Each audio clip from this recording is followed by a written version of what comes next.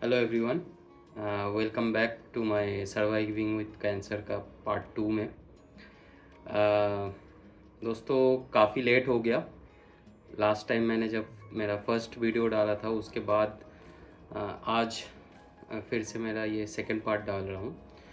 तो जिसके लिए मैं माफ़ी चाहूँगा, लेकिन हुआ कुछ ऐसा कि ट्रीटमेंट मैं अभी भी अंडर ट्रीटमेंट हूँ एंड ट्रीटमेंट प्रोसेस के दौरान कुछ ऐसे मुश्किल दौराए आ जाते हैं जिसकी वजह से कभी कभार विलम्ब हो जाते हैं एंड बट ये प्रोसेस है।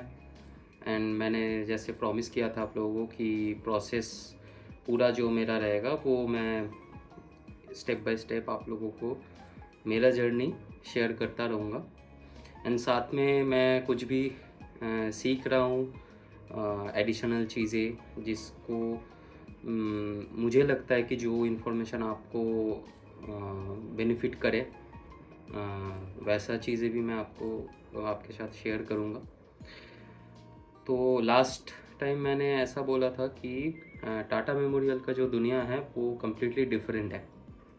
तो आज मैं आपको एक्सप्लेन करना चाहूँगा कि वो क्यों डिफरेंट है, ऐसा क्यों लगेगा आपको। अगर आप फर्स्ट टाइम जा रहे हो वहाँ पे तो आपको ऐसा क्यों लगेगा। तो फर्स्ट ऑफ ऑल मैं 4 तारीख को यहाँ पे टाटा मेमोरियल में पहुँचा मॉर्निंग में। 3 तारीख रात को मैंने फ़्लाइट का टिकट करवाया था एंड 4th को मैं यहाँ पे लैंड कर गया था अर्ली मॉर्निंग मुंबई में।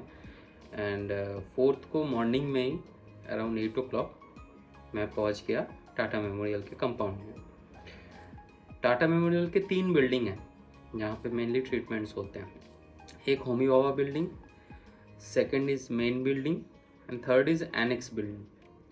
अब ये 3 में क्या फ़र्क है वो मैं आपको आगे चलते हुए बताता हूँ।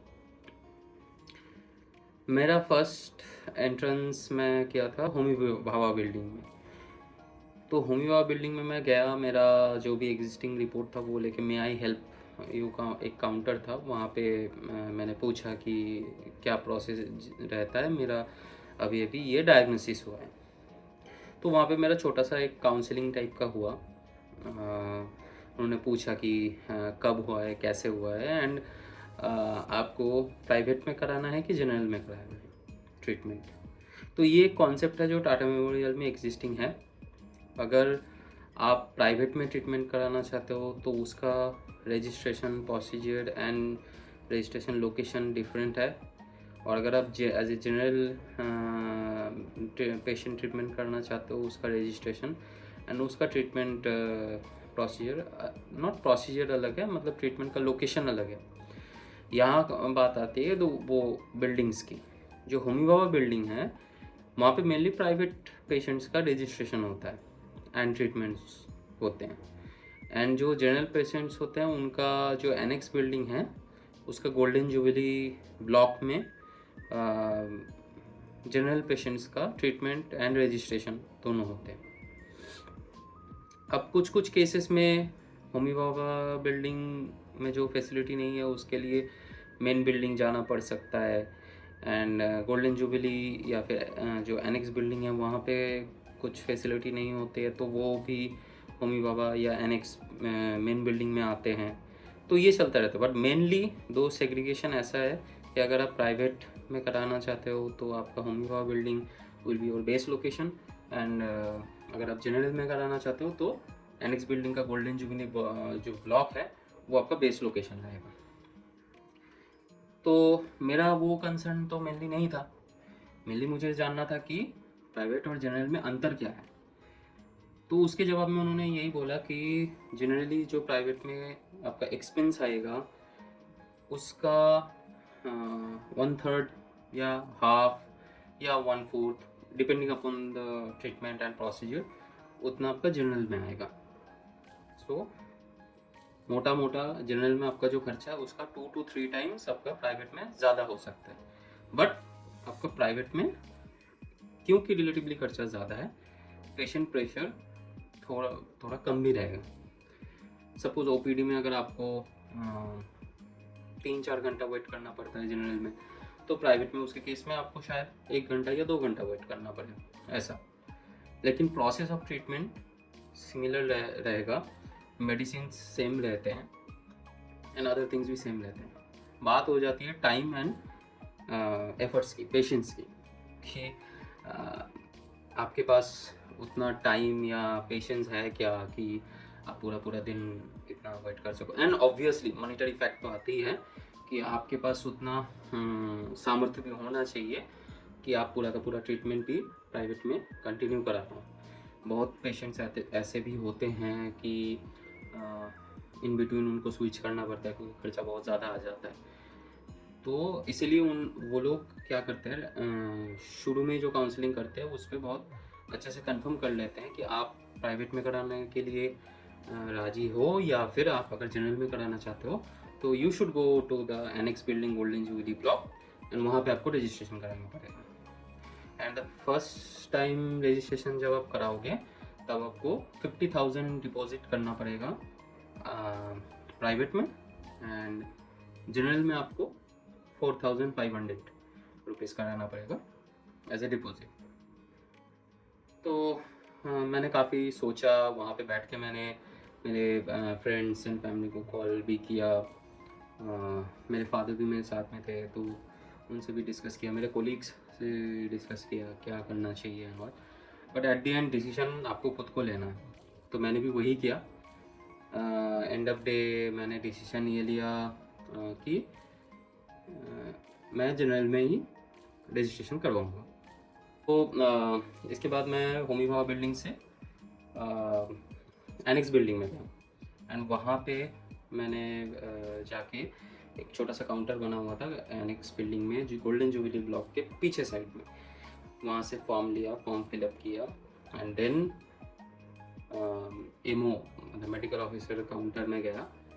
वहाँ पे उन्होंने डीएमजी मतलब स्पेशलाइजेशन कौन से ब्रांच में मेरा ट्रीटमेंट होगा वो वहाँ पे डिसाइड किया एंड मेरे को वहाँ से मुझे बोला कि वेट करो, आपका जब नंबर आएगा तो देख लेना। वहाँ से मुझे टोकन नंबर मिला, तो स्क्रीन में टोकन नंबर जब आएगा तब आप उस काउंटर में चले जाओ एंड वहाँ पे जाके रजिस्ट्रेशन करो। ये प्रोसेस काफ़ी टाइम लगा होने में।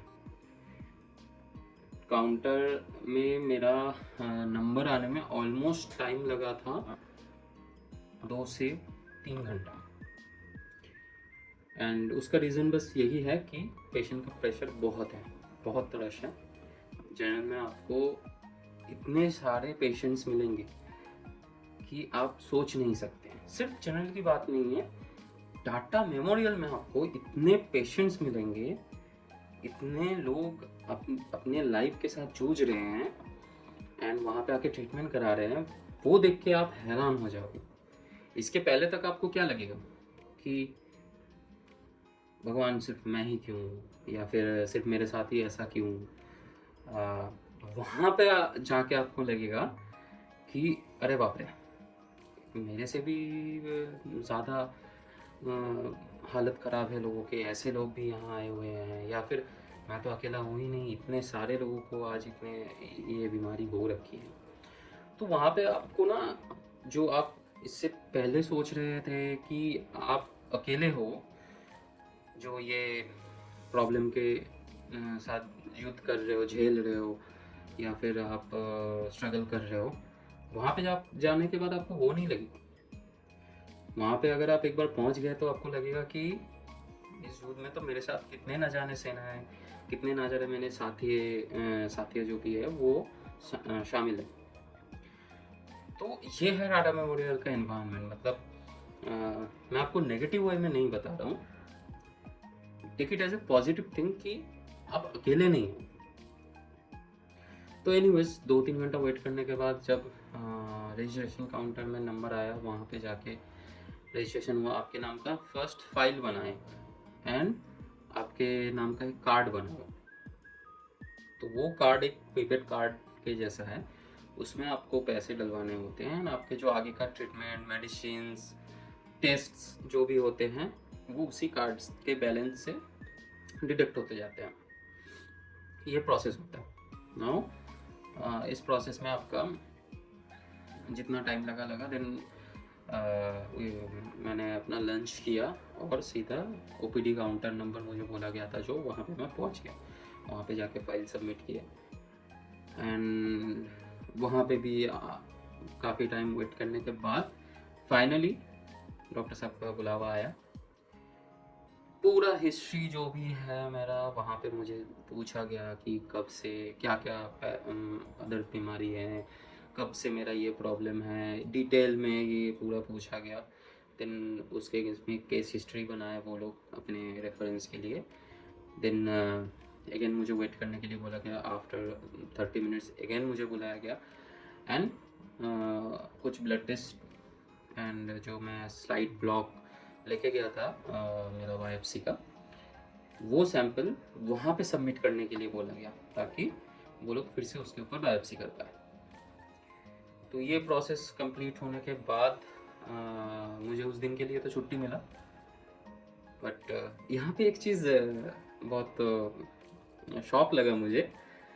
जनरली हम लोग जब ब्लड टेस्ट के लिए खून देते हैं ना, तो क्या रहता है कि after taking out the blood एक छोटा सा बैंडेड टाइप का दिया जाता है आपके वेन के ऊपर ताकि वो खून रुक जाए। यहाँ पे वो सिस्टम नहीं है। देखो, मैं आपको पहले ही बता देता हूँ, ये किसी को डराने के लिए नहीं है।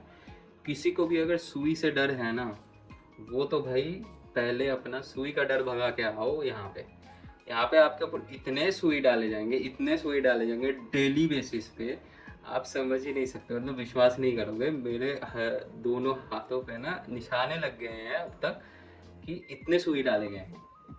तो वो डर तो हटाओ। एंड आपके वेंस के ऊपर कोई भी प्रकार का बैंडेड नहीं दिया जाएगा, बस आपको ऐसे करके एक कॉटन बॉल दिया जाएगा, उसको लेके आप चले जाओ, क्योंकि डेली बेसिस पे आपके ऊपर टेस्ट होंगे। तो इतना बैंडेड लगाने का कोई मतलब ही नहीं है ना, आपके ब्लड ऑटोमेटिक क्लॉट हो भी जाते हैं। तो वो थोड़ा सा एक नया अनुभव था। एनीवेज, तो उस दिन हुआ। देन अगेन मेरा रिव्यू था 2 दिन बाद मेरा रिव्यू था। फिर से मैं आया, तो 3-4 दिन ऐसे रिव्यूज़ ब्लड टेस्ट वगैरह होने के बाद मुझे बोला गया कि बोन मैरो टेस्ट कराना पड़ेगा मुझे। एंड बोन मैरो टेस्ट के लिए डेट लेना पड़ता है। तो बोन मैरो टेस्ट के लिए मैंने जाके डेट लिया, तो वो 2 दिन बाद मुझे डेट मिला। तो I came back and inform the doctor. उस हिसाब से उन्होंने मुझे रिव्यू का डेट दिया 15th को। एंड इस दौरान मुझे 16th का एक जेसी का डेट भी दिया गया। जेसी क्या होता है? जॉइंट काउंसिल होता है। जॉइंट काउंसिल में आपका जो डोमेन का डॉक्टर रहेंगे, उसके साथ साथ मल्टी डिसिप्लिनरी जो भी अदर डोमेन्स के डॉक्टर भी रह सकते हैं। नॉट अदर डोमेन्स, मतलब जैसे नर्स हो गए, रेडियोलॉजिस्ट हो गए, या फिर आपके डोमेन के 2 डॉक्टर्स होंगे, एक सीनियर एक जूनियर। तो एक डिस्कशन टाइप का होता है कि ये पेशेंट है, इसका ये बीमारी है, तो उसका नेक्स्ट लाइन ऑफ ट्रीटमेंट क्या डिसाइड किया जाएगा, केमो एंड ऑल जो भी है। एंड मुझे ये भी इन्फॉर्म किया गया कि before starting the actual chemotherapy I have to go under the preface chemotherapy. उसका रीज़न ये है कि बॉडी को प्रिपेयर करना पड़ेगा पहले कि एक बारी में वो उतना डोज आने से पहले एक छोटा कीमोथेरेपी के अंडर मुझे डाला जाएगा। फ़िलहाल मैं अपना एक्सपीरियंस यहाँ तक ही रखना चाहूँगा, क्योंकि जो बोन मैरो का एक्सपीरियंस है वो मैं अलग से आपको नेक्स्ट वीडियो में शेयर करना चाहूँगा, क्योंकि that is a different story all together. तो सुन के हंसी भी आएगी और मेरे लिए तो बहुत बहुत ज़्यादा एक ट्रॉमेटिक एक्सपीरियंस था। बट एनीवेज, मैं आपके साथ शेयर करूँगा, क्योंकि एक वीडियो में मैं बोलता जाऊँगा तो वो काफ़ी लंबा हो जाएगा। तो चलिए फिर मिलते हैं। स्वस्थ रहिए, सुस्त रहिए, बाय।